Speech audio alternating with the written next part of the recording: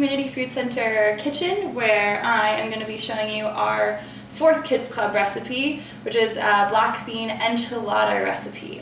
So, to get started, we're going to wash our hands as usual first, and I'm turning my oven on to 400 degrees, which we're going to be using later on in the recipe. As well as greasing a 9x13 pan. So something like this would work. If you've got a smaller one, you could use 2 smaller ones. So 9x13, grease that with some olive oil, some butter, some canola oil, whatever you guys have sitting around at home. And we'll get started with chopping some vegetables.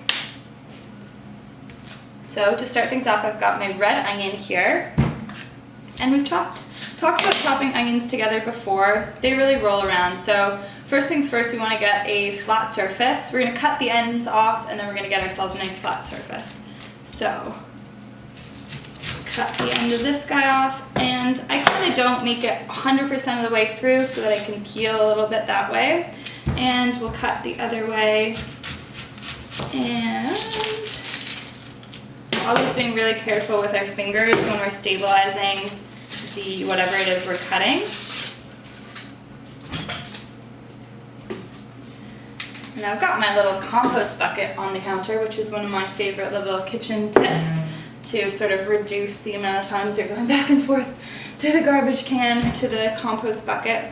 So we've got 2 nice flat surfaces here, and I am going to cut this guy in half. So holding my knife as usual, thumb on one side, finger on the other, and I used my weight to kind of press down there. And we just want these to be kind of like a medium dice, which is like kind of a medium square. So I'm going to keep my hand in that nice position, and with my fingers up, not flat, we are going to cut these guys lengthwise into strips, and then we're going to turn it. We'll kind of hold it together with our fingers again curved up in that nice arch, not too flat. If you're a pianist, it's sort of like how you want to be holding your hands while you're playing the piano. Not like this, like this. Okay, and we'll pop the onions into a bowl until we need them in a second.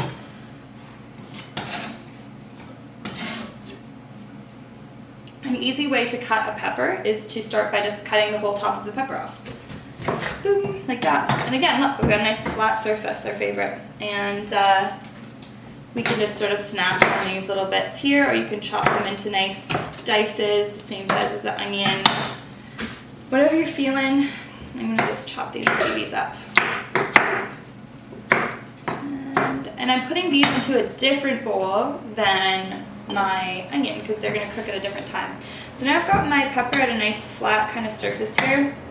First, no, actually we'll go and do it this way. So we've got the flat side down, holding the top, and you can just kind of cut around all those seeds like that, look. And we'll do the same thing over here.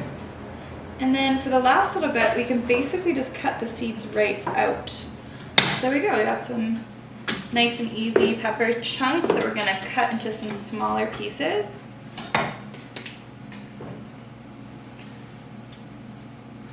You want to get all of the seeds out if you can. And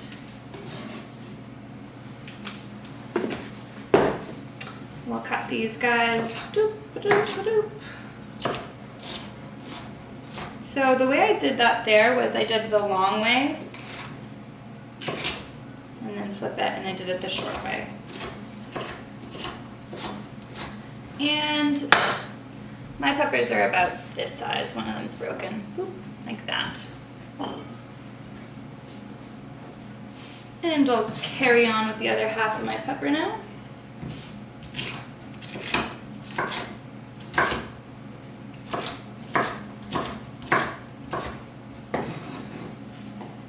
Beautiful. Okay, so we got all the peppers in there.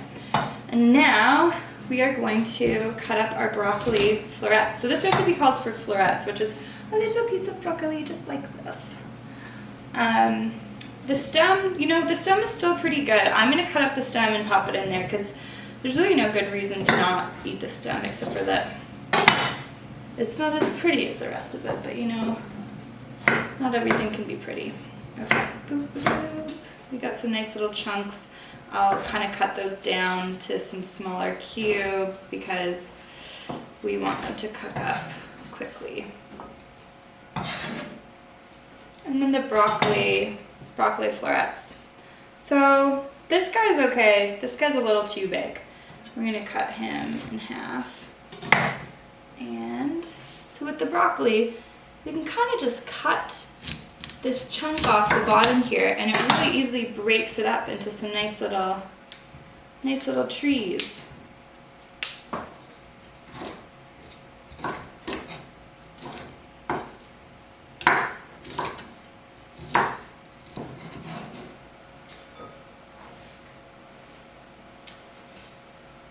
Perfect. So we've got all of our vegetables prepped, and we're going to be moving on to the next stage, which is sauteing the vegetables together.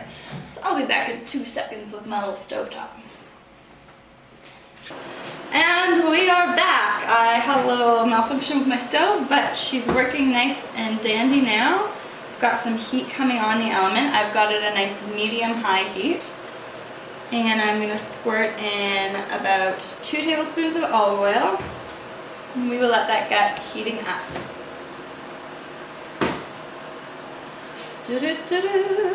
Okay, so my little contraption here gets hot pretty quickly, hotter than a stove gets, or hotter faster than a stove gets. So I think I'm about ready to, well, maybe not quite yet. I'm gonna be ready to add my onions in about 5 seconds. Might take a little longer on your stove. There we go.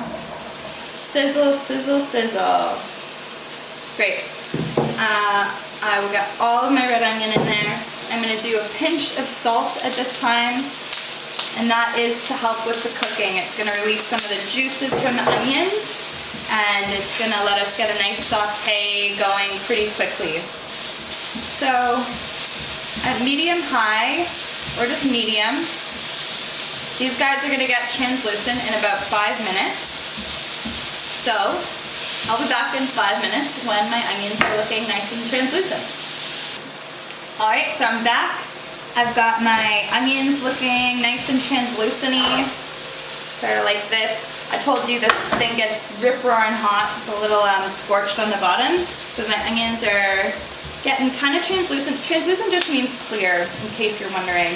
So the onions are really kind of dark in their color at the beginning, and then we cook them and they get a little bit clear. And yeah, they're looking delicious. I'm gonna add my broccoli and my bell pepper in now. And we will give these guys a nice little mix. And at this point, you're gonna turn your heat to a medium-low, which is sort of more like, it's gonna be more like kind of a sort of 3 on your element. 2 or 3. Just mix them in there. And so we've got it down to 2 or 3 on the element, and we're gonna actually put a lid on it. So a lot of people don't have lids for their pots and pans. Not a worry at all. You can absolutely just put a cookie sheet on top of your pan. We just want to trap some of the steam in there because the steam is going to help quickly cook our vegetables, so they get nice and soft and their flavor gets bright and they get bright in color. So I've got my lid on there, or your cookie sheet, whatever you got going, and we've got it at a medium-low, and we are going to let this do its business for about 5 more minutes. So I will see you then. Okay everybody, I'm back. It's been about 5 minutes. I'm just taking the lid off here. Lots of steam coming out, which is a good sign. And my broccoli is this really nice bright green color, which is exactly what you want for broccoli. You don't want it to get, if it cooks for too long, it gets kind of that brown green color, which is like, I don't know, personally not my favorite style of broccoli. Alright, so everything is looking nice here. I'm going to be adding some spices next. So we've got, I know, it's unusual. Usually you put it in your cinnamon, or you put it in your, sorry, oh my gosh, applesauce. I gave it away. It's cinnamon! And we're doing 1/4 of a teaspoon. Cinnamon is such an amazing spice. You know, it's so good in savory things, and it's so good in sweet things. It just warms the dish right up. perfect in the winter. And we're doing a teaspoon of something a little more obvious, which is cumin. And if you don't really know what cumin smells like, you should take a little smell. It's I wouldn't stick your nose right in there because it might be a little too strong, but it's a really nice smell, and you'll smell it and you go, huh, I think I know that. I think I know that smell. It's sort of like taco, classic taco smell, classic sort of Mexican spice. All right, so we're mixing those guys all up. My stinking device is being funny, but we've got it going again. And we're gonna toast those spices on the vegetables here just about 30 seconds till they're nice and fragrant.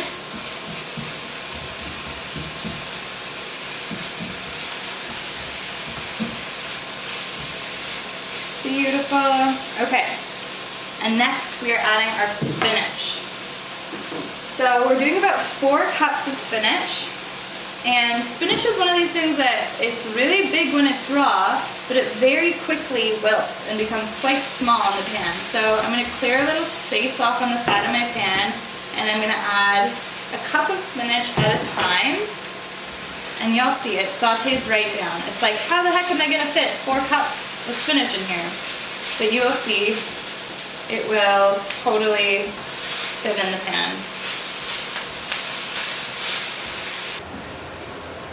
All right, we are almost there, folks. Our spinach is wilting. You might be thinking, this is a crazy amount of vegetables. What is happening? But they're gonna be so flavorful, and we've got some nice ingredients coming up next. We got some delicious cheese and sauce. The key to blending your vegetables all together. Okay, this is looking great. So you might think, that's not done, those spinach leaves are still totally whole. They're gonna wilt with the heat of the vegetables in the next sort of minute or so. So I'm gonna pop these guys in here. Boom, boom, boom. Oops. I told you that spinach is completely wilted already. I'll move this guy out of the way. And one of my favorite moves, cleaning as we go. Super important in the kitchen. It is the worst when your meal is ready and you've got a beautiful meal, but then you also have a massive cleanup.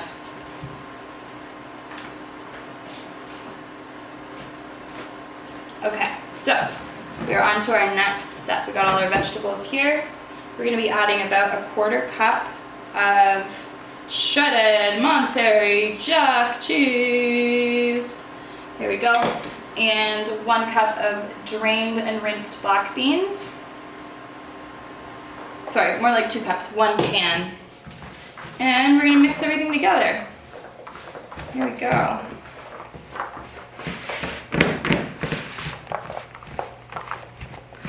I like mixing things in a really big bowl because it gives me space to kind of mix them all around. If this was a smaller bowl, then I'd probably have stuff flying everywhere.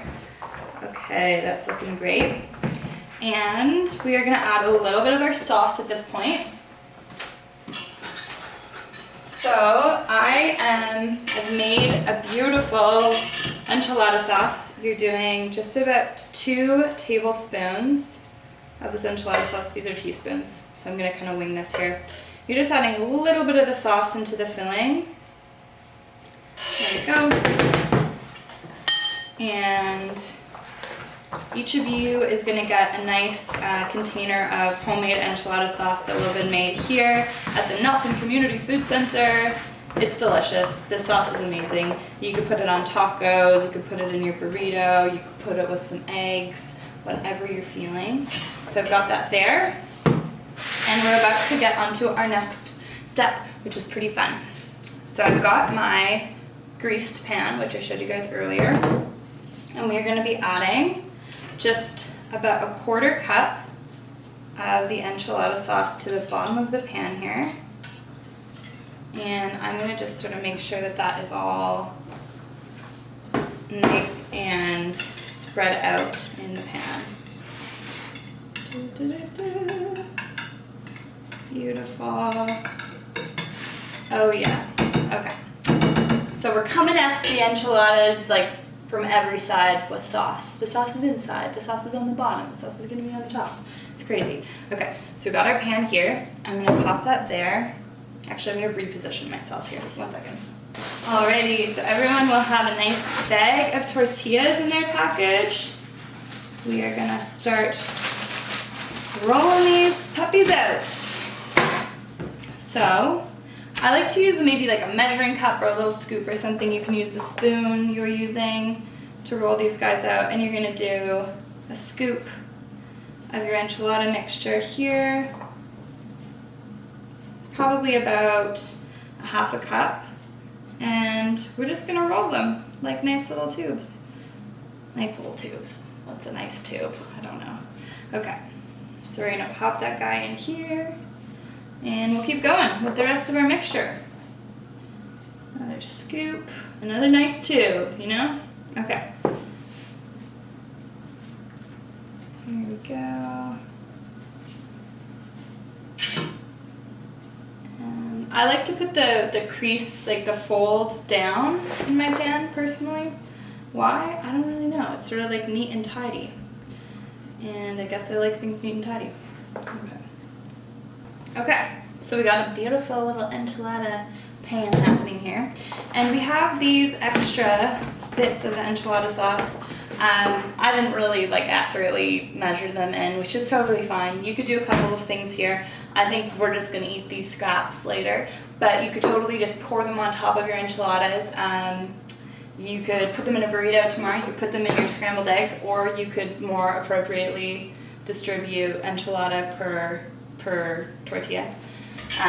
Your call. And now for more sauce. Like I said, coming at the enchiladas from every side. We're gonna top these guys off with a nice smattering of the rest of our grated cheese. So we've got these tasty looking enchiladas.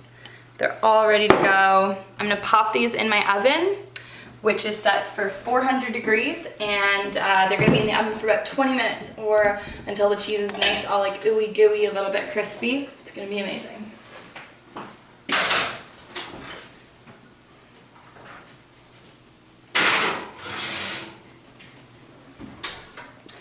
Okay, we'll see you in 20 minutes. Hi everybody. I am back with my finished enchiladas. They just came out of the oven. I did a little bit of a broil on the end to get this nice kind of crispy bit with the cheese, which is sort of like the ultimate. They're saucy, they're beautiful, they're gonna be really yummy. You notice that there's no cheese kind of on the edges here. You do that on purpose because then you get like the kind of like crunchy toasted bits of the tortilla and the sauce and the cheese, and it's just going to be amazing. So these are enchiladas. I hope that you make them. I hope that you eat them. I hope that you enjoy them, and then I hope that you make them again and share the recipe. Send this video around to anyone who you think might want to make some enchiladas, and we'll see you guys again soon with another Kids Club recipe. Thanks for watching.